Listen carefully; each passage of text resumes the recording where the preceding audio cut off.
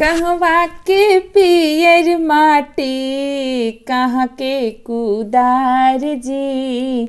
कहवा के पियर माटी कहाँ के कुदार जी।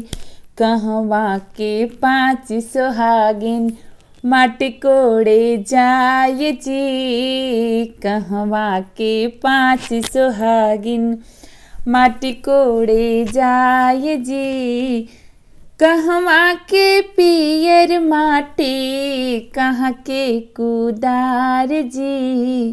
कहवा के पाँच सोहागिन माटी कोड़े जाय जी। कहवा के पाँच सोहागिन अवध के पियर माटी अवध के कुदार जी।